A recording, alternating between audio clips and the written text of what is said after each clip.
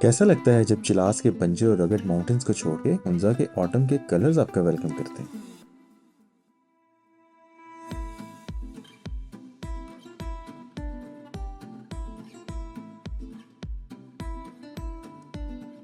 अस्सलाम वालेकुम viewers and welcome back to the channel. I hope you are doing well.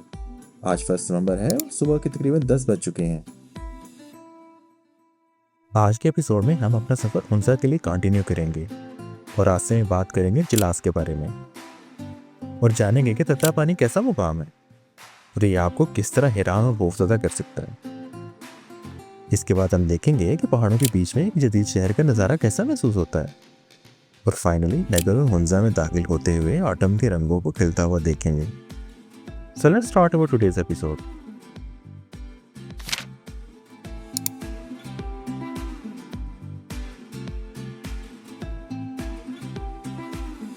Chilas में as usual धूप बहुत तेज़ निकली हुई है और वैसे भी चिलास इस बारे में काफ़ी फेमस है कि यहाँ सूरज बहुत बेदर्दी से चमकता है।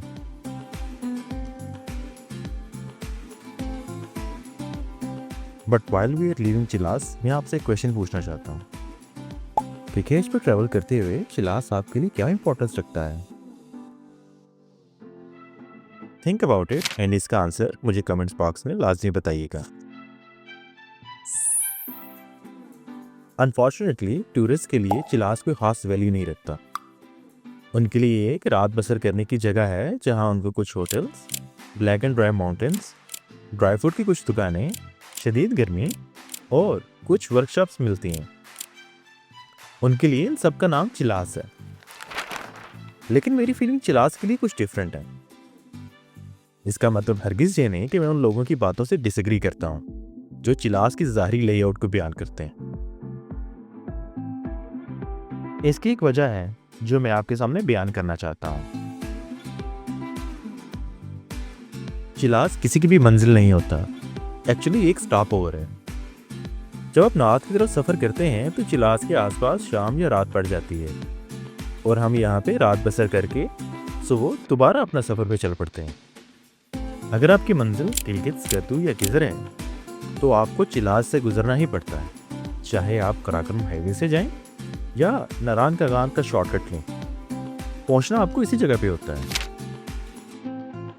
इसी वजह से मेरी नज़र में चिलास की असल इम्पोर्टेंस उसका सफ़र का हिस्सा बन जाना है और शायद इसी वजह से मेरी नज़र में चिलास का एहसास अलग और ख़ास है। चिलास एक बहुत हिस्टोरिकल सिटी है, जैसे पंजाब में मुल्तान और बहावलपुर हैं, बिल्कुल वैसे ही। और हाँ, मुल्तान की गर्मी एंड बहावलपुर के चोलिस्तान डेजर्ट को चिलास से तशबीह दी जा सकती है।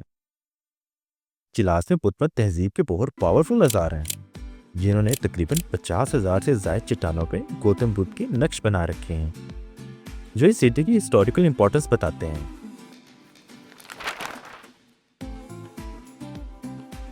कमेंट बॉक्स में चिलास के बारे में अपनी फीलिंग लाजमी शेयर कीजिएगा।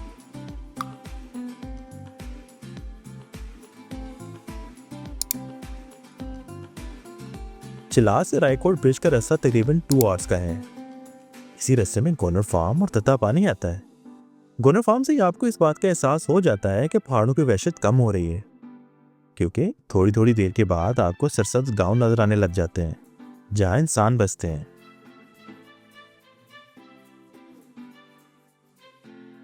और फिर आगे रायकोट ब्रिज, जहां से रास्ता एक ऐसी जन्नत को जाता है जो बहुत अरसे तक इंसानों की पहुंच से गुम रही है।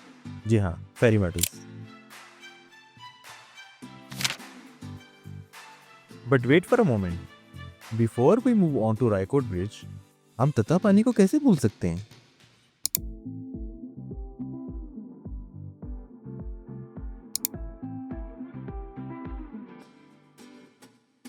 तत्तापानी का 15 मिनट का एरिया दहशत की एक दास्तान है।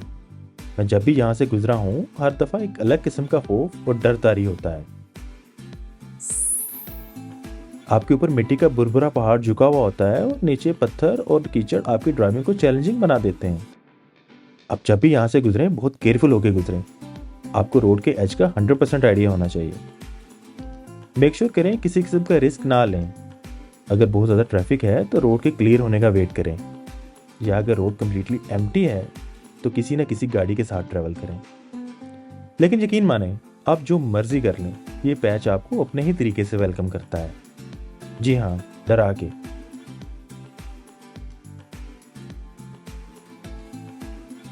तथा पानी के पहाड़ की जगह जगह से पानी फूट रहा होता है और इतना गर्म कि इससे भाप निकल रही होती है, इवन सर्दियों में भी।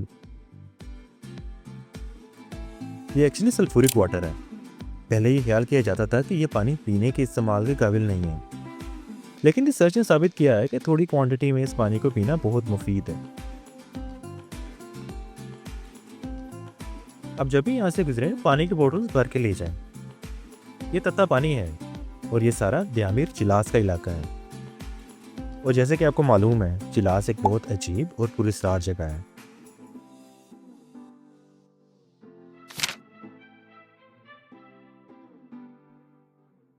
चलें तथा पानी के इस खतरनाक रास्ते से गुजरते हैं।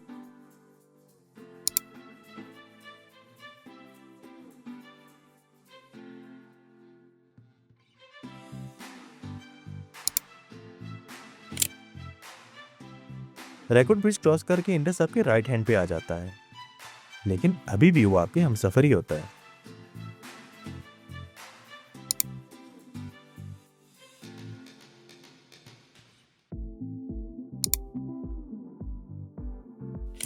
रैकोट के बाद एक जगह आती है जगलोट, जो एक बड़ा बाजार है। यहाँ बहुत अच्छे होटल्स और रेस्टोरेंट्स अवेलेबल हैं। वो ट्रैवल्स के लिए एक बेहतरीन स्टॉप है।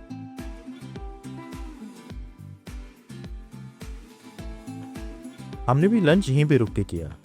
रोड के बिल्कुल किनारे पे कुछ तंदूर है, जहाँ से गर्मा गर्म रोटी और चाय मिलती है, जो सफ़र की थकन दूर कर देती है। जहाँ पे लंच का एक अलग ही मज़ा आता है। आप ही लाजमी एक्सपीरियंस कीजिएगा। जो लोग स्कर्दू जाना चाहते हैं, मोस्टली उनका रुकना यहीं पे होता है, ताकि नेक्स्ट डे वो स्कर्दू के लिए निकल सकें। जगलोट पहुंचने का ये भी मतलब है कि आप और इंडस रिवर अब बस कुछ ही किलोमीटर के हमसफर है। इसके बाद इंडस रिवर स्कर्दू साइड पे चला जाता है और गिलगित रिवर आपके साथ चल पड़ता है। कराक्रम हाईवे पे आप जहाँ भी चले जाएं, कोई ना कोई दरिया आपके साथ लाजमी होगा। कभी इंडस रिवर, कभी गिलगित और कभी हुंजा रिवर। ये सारी रोड एक नेचुरल वाटर पैसेज के साथ साथ बनी है।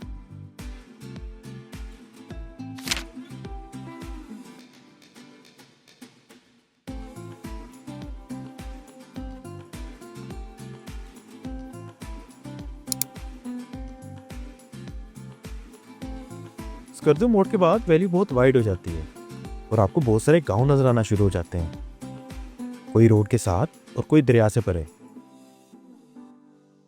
गिलगित के पास जाके कराक्रम हाईवे रिवर से काफी ऊंची हो जाती है, लेकिन वहां से भी वो बहुत ग्रैंड है।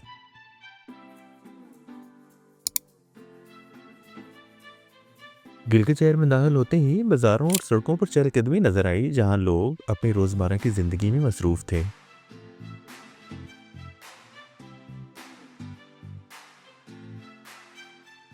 यहाँ की रौनक एक अलग ही दुनिया का मंजर पेश कर रही थी। बाजारों में खरीदारी करने वाले लोग और खाने के स्टॉल के गिर्द भीड़ एक दिलचस्प मंजर था।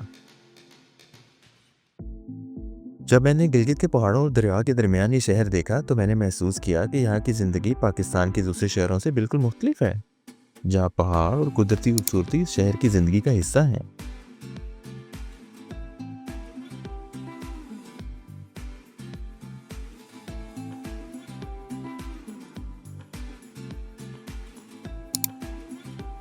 गिलगित से गुजर के गुरु के पास हमको ऑटम के आसार नजर आना शुरू हो गए थे। पीले और सुर्ख पत्ते और हवा में ठंडक।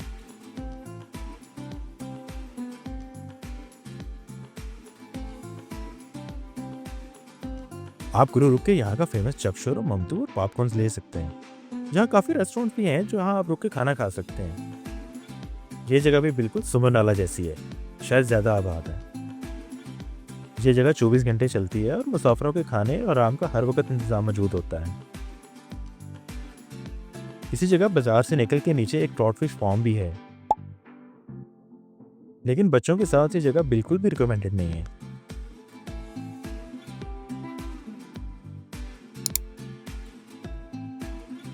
यहाँ से निकलने के बाद एक एज पे जब 2 टनल्स आई तो बच्चे खुश और रिफ्रेश हो गए। शायद उनके लिए काफी देर के बाद सफर में पहाड़, रोड और आसमान के अलावा कुछ नया देखने का मौका था। उनको ये इतनी पसंद आई कि टनल गुजरने के बाद भी बच्चों ने दोबारा इसरार किया, we need 2 tunnels again. Hunza river में सर्दी की वजह से पानी का फ्लो काफी कम था, लेकिन पानी बहुत क्लियर था। नगर के पास जाते जाते पीले पत्तों वाले ट्रीज की तादाद बहुत ज्यादा हो गई। आज के सफर में हमने लैंडस्केप की बहुत ज्यादा ट्रांजिशंस देखे हैं, स्टार्टिंग फ्रॉम चिलास, फिर गोनर फार्म, ततापानी और फिर गिलगित, और जाहिर है फिर नगर का इलाका जो हर सीजन में आपको फैसिनेट करता है, स्पेशली इन ऑटम जब हर पत्ता एक फूल बन जाता है। इन सब ट्रांजिशन को एक्सपीरियंस करने का नाम ही कराक्रम हाईवे है। हमारा आज का स्टे दुमनी रिजॉर्ट में है। इंशाल्लाह नेक्स्ट वीडियो में इसकी मुकम्मल डिटेल भी शेयर करेंगे और इसका रिव्यू भी देंगे। टिल देन, अल्लाह हाफिज़।